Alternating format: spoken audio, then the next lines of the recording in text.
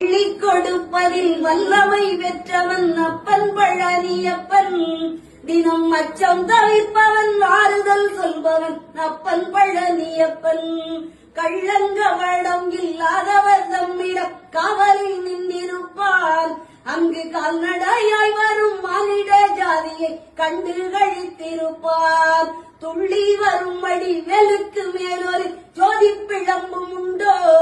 அந்த சுப்பையன் போல் ஒரு அற்புத தெய்வத்தை சொல்ல மொழியும் உண்டோ?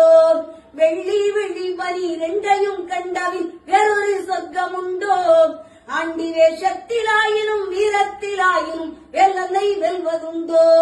சித்தர் வணங்கிய செவற்கொடியோனை சேர்ந்து பணிந்திடுவோம்.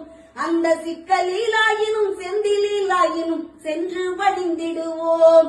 பக்தருக்கென்றே திறந்திருக்கும் பழனியை கண்டுகொள்வோம்.